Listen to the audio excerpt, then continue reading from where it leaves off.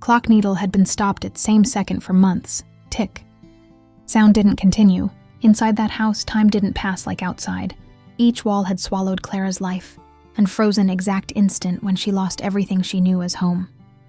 Living room smelled of cold coffee and extinguished candles. Curtain let grayish light pass through that warmed nothing. On shelf, dusty photographs showed ancient smiles time had taken without asking permission. Clara slid fingers across cracked glass, seeking impossible shortcut back to past. No tears in eyes. She had cried so much body learned to protect itself, transforming pain into silence. Neighbors saw her as discreet woman with contained steps. She greeted politely but didn't linger. Presence passed almost unnoticed, but eyes betrayed invisibility. In them was unanswered question never formulated.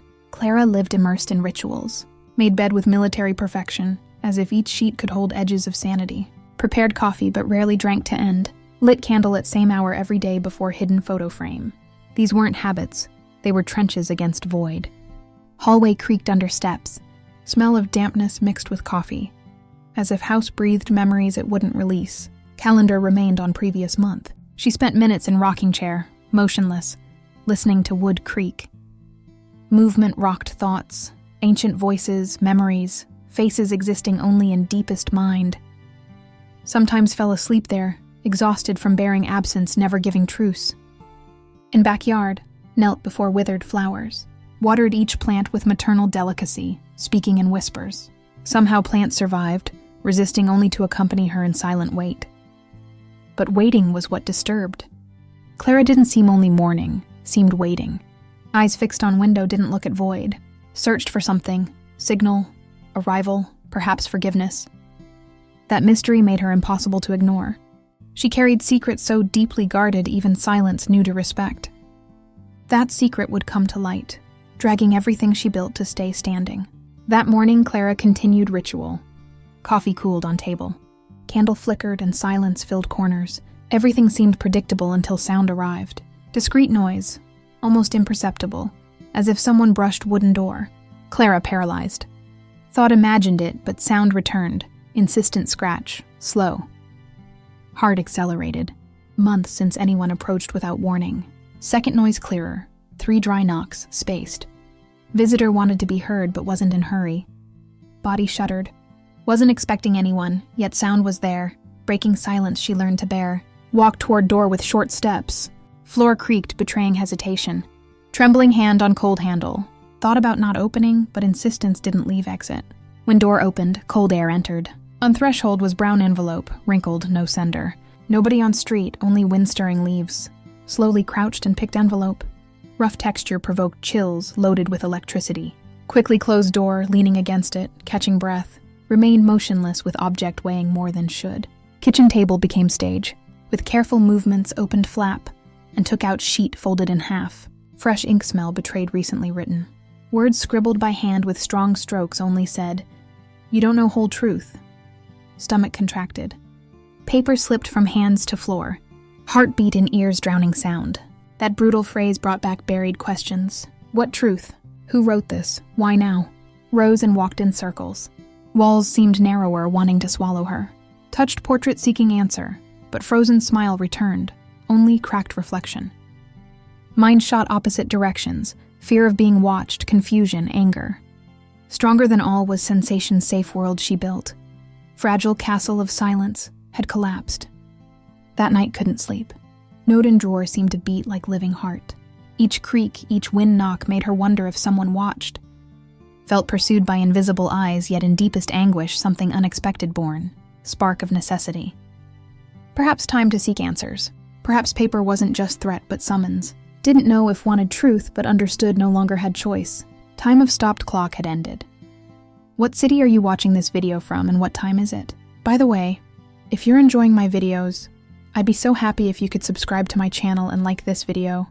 If this story has moved you so far, subscribe to channel. This has been only first twist. What comes next is even more intense. Clara couldn't get note out of head. Next morning, trying to follow routine, each gesture seemed loaded with distrust. Lit candle no longer brought peace but reminded her of uncomfortable vigil.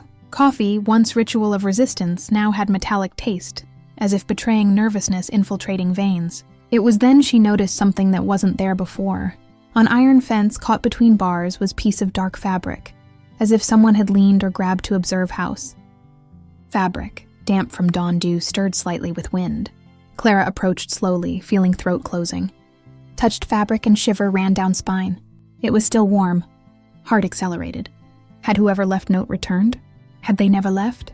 Idea of being watched turned street itself into hostile territory. Later, crossing neighborhood market, Clara noticed glances seeming to prolong more than usual. Woman at fruit stand hesitated before giving change. Boy at butcher shop looked away when she passed, as if all knew something she ignored, as if note were only surface of truth buried long ago. Suddenly voice sounded behind her. "You've received it, haven't you?" Clara turned abruptly. Man speaking was stranger, tall, simple clothes, but gaze too firm to go unnoticed. Didn't wait for response, just threw intense last look and walked away, disappearing among stalls. Clara remained paralyzed. Who was he? How did he know? Felt wave of panic but also anger. Couldn't bear continuing living surrounded by unanswered questions. At night, wind brought another scare. In backyard resonated metallic sound. Door moved alone, creaking slowly, as if pushed by invisible hands. Clara ran to window and saw shadow of someone disappearing down deserted street. She screamed, but own voice lost in void. Fear this time didn't come alone. Along with it, ancient memory crossed mind. Interrupted conversation years ago. Words never said. Silences hiding something always suspected, but never had courage to confirm. Note seemed intertwined with that unresolved past, as if saying, "You'll have to face it." That night, Clara didn't close curtains. Sat in rocking chair with gaze fixed on backyard darkness, like someone defying own fear to reveal itself. Broken wall clock still marked same second, but inside her time advanced without mercy. Safe world had broken. Now each gesture, each sound, each glance gave sensation Clara was being pushed toward path from which couldn't return. What would you do in her place? Would you give up routine and face truth, or pretend nothing happened? Write here in comments. I really want to read your opinion. Clock remained stopped on wall, but inside Clara time ran at full speed.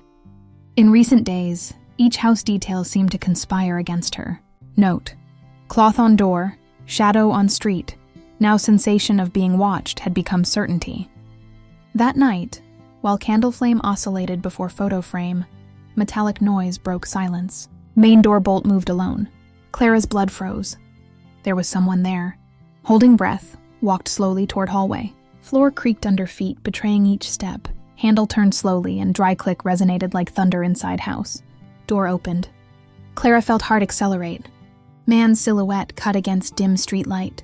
He entered without asking permission, as if had every right to be there. Face partially hidden by hood, but voice was clear, firm, and cutting like razor. "You can't keep living in this lie." Clara stepped back 2 steps with wide eyes. Phrase seemed to repeat Note's message, but now wasn't just ink on paper. Was someone of flesh and blood bringing threat inside living room? "Who are you?" Her voice came out trembling, almost inaudible. Man slowly removed hood. Impact hit her like punch in stomach. Wasn't stranger. Was someone she recognized but believed had left life forever. Name didn't come from mouth, only broken sigh. Memories arrived like avalanche, broken promises, complicit silences. Truth she had spent years trying to bury. He took step forward. "You have to know it. Everything they took from you, everything they hid, can no longer be hidden." Clara's legs weakened. Body trembled not only from fear of who had burst into house, but from weight of memories resurfacing with violence. Photograph from shelf fell to floor. Glass broke into dozens of bright pieces reflecting candle flame. For a second, time seemed to stop. Glass burst, smell of candle about to go out, suffocating silence, everything mixed in scene impossible to ignore. Clara, gasping, finally murmured, "I don't want to. I can't hear that." But it was too late. Presence before her was turning point. There was no way back to routine's comfort, to rituals trying to disguise absence. Secret now had face, voice, demand. Clara found herself at point of no return. If this moment has moved you as much as me, leave your like now. That shows you too have felt weight of this twist. Sound of broken glass still resonated on living room floor. Clara remained motionless with gaze fixed on fragments reflecting candle's wavering flame. Each piece seemed to return distorted reflection, multiplying impact she had just lived. Man remained before her, breathing deeply, as if also dealing with ghosts from past. Neither dared break silence. It was dense silence, almost physical, filling every corner of house. Clara moved away a few steps and sat in rocking chair. Body trembled, but not from immediate fear, from something else, deep exhaustion, as if weight of years had fallen on her at once. Wood creaked under weight, familiar sound mixing with strangeness of that moment. He took step toward table, picked up note still resting there and held it in hands. Paper now seemed insignificant before what had already been revealed. "I haven't come to hurt you," he finally said in low, almost contained tone. "But it can no longer be hidden." Clara raised gaze and for first time looked directly at that face. Impact of recognition still throbbed in her, but now there was another layer, realizing that despite shock, part of her had been waiting for this reunion. It was as if all silence she had cultivated had been unconscious preparation for this impossible return. "You had no right," her voice failed. Clara breathed deeply and tried again. "You had no right to enter like this."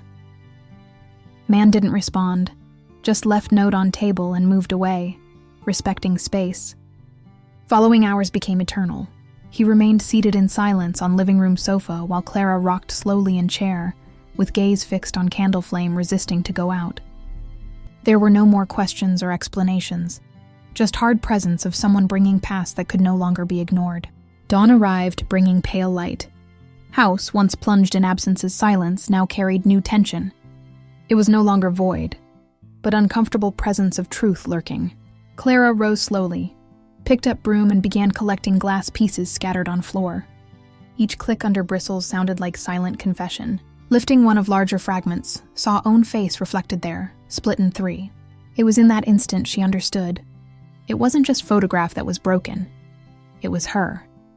And yet, there was something strange in realizing she remained intact, even in pieces. She kept some fragments inside wooden box next to old letters. Gesture was instinctive, almost ritualistic, preserving pieces as proof past could no longer be swept away so easily. Man watched her in silence. There was in gaze mixture of guilt and necessity. Didn't ask forgiveness, didn't try to explain, simply stayed. And in that silence, Clara recognized something new. Perhaps reconnection didn't come from words but from simple presence. When finished, Clara extinguished candle. Smell of smoke invaded room, bringing strange sensation of closure, and at same time continuity. Didn't have answers but was conscious world was no longer same. If this part has truly moved you, you can support our channel with super thanks or subscribe now. This gesture strengthens us and helps us keep bringing stories as intense as this. Sun crossed through curtain slits, scattering rays of light over worn furniture. House was same, but Clara no longer was. Silence remained present, but was no longer static void. It was space where memories and truths, once buried, now found path to breathe. She walked slowly through living room with gaze fixed on fragments kept in wooden box. No longer saw them as remains of something broken, but as fragments of whole that still existed, though shattered. It was strange, but there was kind of strength in preserving that, as if accepting cracks was more honest than trying to erase them. Man was no longer there. He had left at dawn, leaving behind only memory of voice and weight of revelation. Clara didn't know if would see him again, and perhaps didn't even want to, but also knew his presence had broken cycle, could no longer hide behind routines and silences. For first time in long while, Clara opened living room window. Cold morning air entered, mixing with coffee aroma brewing in kitchen. She breathed deeply, letting wind disorder bit the order she tried so hard to maintain. She smiled. Discreet smile, almost imperceptible, but which was at same time signal something inside her had changed. Routine continued existing, but now each gesture had another meaning. Making bed, watering plants, lighting candle, all that was no longer form of resisting but form of remembering. Past couldn't be erased, but didn't have to be unbearable burden either. Could be cared for, could be carried differently. And here is where I want to speak with you who are listening to this story. Because perhaps, like Clara, you too carry silences nobody else hears. Perhaps you too have learned to hide cracks behind routines, smiles, or stock phrases. But truth is, there's nothing wrong with recognizing some things never return to how they were before. Sometimes all someone needs is place where simply being. There are things that don't get fixed but are cared for, and that's already a lot. Not all new beginnings have to be loud. Some just have to be sincere. Clara didn't come out unscathed. Nobody comes out unscathed, but by facing what tried to avoid, discovered could still breathe, could still open window, could still let wind enter. And that alone was already new beginning. And you, what's inside you still needing air? What window are you afraid to open? If you've come this far, it's because this story also touched some point of your soul. Thank you for accompanying me to end. If this story has reached you, also watch next channel video. Perhaps you'll also find answers where least expect them.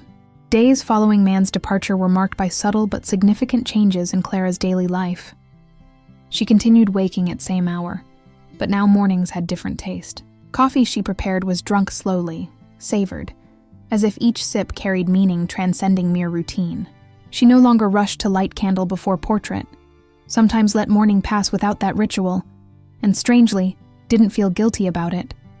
House itself seemed to respond to this transformation. Creaks in hallway floor no longer sounded like accusations, but like natural sounds of structure settling.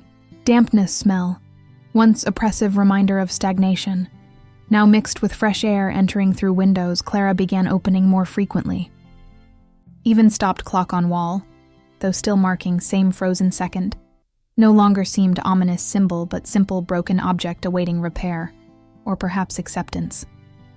One afternoon, while tending withered plants in backyard, Clara noticed something unexpected. Small green shoot had emerged from one of pots she considered dead. Tender sprout pushed through dry earth, seeking light with determination defying all odds.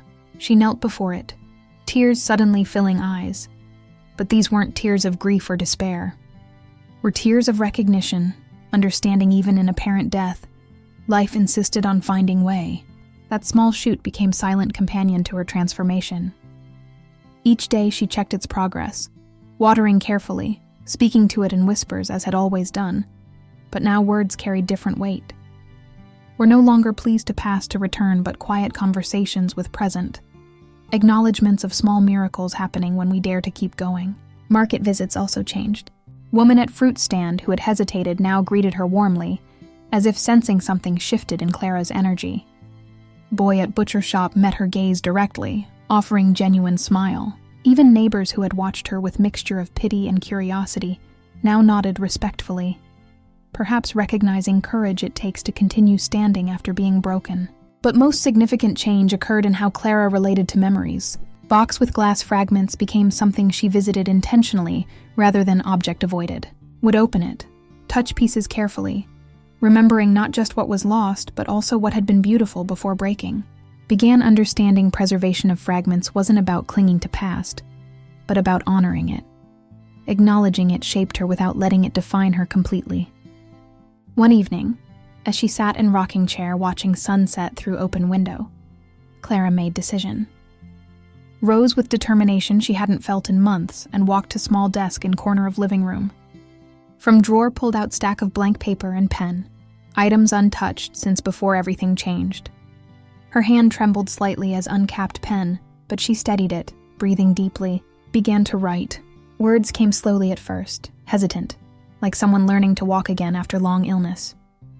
Wrote about house, about silence, about stopped clock. Wrote about brown envelope and note inside. About fabric on fence and stranger in market. Wrote about man who had entered her home and broken fragile equilibrium she'd constructed. But most importantly, wrote about what came after. About broken glass and wooden box. About green shoot and opened windows. About discovering strength in accepting cracks. Writing became new ritual, but unlike previous ones that were shields against pain, this was bridge toward healing. Each word on paper was act of witnessing, of saying, "This happened, and I survived it." Hours passed as she wrote, candle burning low beside her, casting dancing shadows on walls. When finally set pen down, looked at pages filled with her handwriting, messy, honest, real. Felt something release in chest, as if years of held breath could finally be exhaled. Following days brought unexpected visitor. Knock on door came mid-morning, gentle but insistent. Clara's heart jumped, echo of that night when everything changed. But she steadied herself and opened door. Standing on threshold was elderly woman from down street, Mrs. Henderson, holding covered dish. "Brought you some casserole, dear," she said with warm smile. "Thought you might enjoy home-cooked meal." Clara was taken aback. In all months of isolation, nobody had reached out quite like this. That's very kind of you," she managed, accepting dish with trembling hands. Mrs. Henderson's eyes were knowing, compassionate. "We all go through dark times, Clara. Sometimes we need to go through them alone. But when we're ready to come back, it's good to know community is waiting." Simple words, but they landed with weight of profound truth. Clara felt tears threatening again and blinked them back. "Thank you," she whispered. "Really, thank you." After Mrs. Henderson left, Clara sat at kitchen table with casserole before her. Steam rose from dish, carrying scent of comfort and care. She served herself portion and ate slowly, tasting not just food but kindness, connection, reminder she wasn't as alone as believed. That gesture opened door to others. Over following weeks, more neighbors reached out. Invitation to book club, request for gardening advice, simple hellos that lingered bit longer than before. Clara didn't accept everything, wasn't ready for all of it, but she accepted some, and that was start. Began attending small community meetings at local library, sitting quietly in back but present nonetheless. Started visiting farmers market on Saturday mornings, not just for necessities but to browse, to observe life happening around her. Even struck up tentative friendship with woman who ran flower stall, who shared Clara's love for growing things against odds. Through all this, wooden box with glass fragments remained on shelf, but its meaning continued evolving. No longer was it shrine to what was broken, but testament to what could be preserved without being imprisoned by it. Sometimes days passed without her opening it. Other times she'd sit with it, touching pieces gently, remembering both pain and beauty with equal measure. One particularly significant evening, Clara did something hadn't done since before. She invited someone into her home. Woman from flower stall, whose name was Margaret, came for tea. They sat in living room, now aired out and lighter than had been in months, and talked. Not about heavy things at first, just small talk about plants and weather and quirks of farmers market vendors. But gradually, carefully, Clara began to share parts of her story. Not everything. Some wounds were still too tender, but enough. Enough to be seen, to be known, to be understood. Margaret listened without judgment, without trying to fix or minimize. When Clara's voice broke talking about broken photograph, Margaret simply reached across and squeezed her hand. That simple touch, that wordless understanding, meant more than 1,000 well-intentioned platitudes could have. As Margaret left that evening, she paused at door. "You're braver than you know, Clara," she said softly. "Takes real courage to let yourself heal." After she'd gone, Clara stood at window watching her walk down street. Sky was painted in shades of orange and pink, day giving way to night in beautiful surrender. She thought about courage, about healing, about all small steps that had brought her to this moment. Thought about man who'd burst into her life with unwanted truth, about how anger at that intrusion had slowly transformed into grudging gratitude. He'd forced her to face what she'd been avoiding, and though process had been painful, it had also been necessary. Clock on wall still marked same frozen second. Clara looked at it now, really looked at it, and made decision. Next day, she called local handyman, asked him to come fix it or help her take it down. When he arrived, she chose latter. Together, they carefully removed clock from wall, revealing clean rectangular patch where wall color was brighter, unfaded by years of sun exposure. "Want me to dispose of it?" handyman asked. Clara hesitated, then shook her head. "No, I'll keep it. Just not on wall anymore." She stored clock in closet. With other items from past she wasn't ready to discard but didn't need to display. In its place on wall, she hung small mirror. Looking at reflection, Clara saw a woman she recognized but who had changed. Same face, but eyes held something different. Not quite peace, not yet, but something approaching it. Hope, perhaps, or simply acceptance that healing wasn't destination but journey, and she was finally willing to take it. Weeks turned into months. Green shoot in backyard grew into small but sturdy plant. Clara's writings accumulated into thick stack of pages documenting journey from paralysis to movement, from silence to voice. She didn't know what would do with them. Publish seemed too ambitious, too vulnerable, but having them mattered. They were proof of survival, of transformation. One day, while organizing papers, she came across a note that started everything. "You don't know whole truth." Looking at it now, she realized accuracy and limitation of those words. She hadn't known whole truth, that was certain. But neither had note writer, nor man who'd delivered revelation, nor anyone else. Truth wasn't single monolithic thing to be known completely. It was multifaceted, evolving, personal. Her truth now was different than year ago, month ago, even yesterday. And that was okay. It was more than okay, it was human. Clara never did learn every detail of what had been hidden from her, every secret that had shaped her life without her knowledge. Some questions remained unanswered, probably always would. But she'd learned something perhaps more valuable. Could live with uncertainty, could carry questions without being crushed by them. Peace didn't require having all answers. Sometimes simply required asking right questions, of yourself, of your life, of what you truly needed to move forward. As spring approached, bringing with it longer days and warmer air, Clara stood in backyard surveying garden. Many plants she'd tended through winter had survived, even thrived. New shoots pushed through earth in places she hadn't planted anything. Volunteers from seeds carried by wind or left by birds. Garden was becoming something wild and intentional at once, much like her life. She knelt in dirt, hands deep in earth, feeling alive in way hadn't in very long time. Sun warm on back, bird song filling air, smell of growing things all around. This was healing, not dramatic, not perfect, but real and honest and hers. Behind her, through open window, could hear radio playing softly in kitchen. She'd started listening to music again, filling silence with something besides her own thoughts. Sometimes still needed quiet, stillness, space to breathe, but other times sound was welcome companion. Rising from garden, brushing dirt from knees, Clara looked at house before her. Still same small structure, still worn and imperfect, but no longer felt like prison or shrine.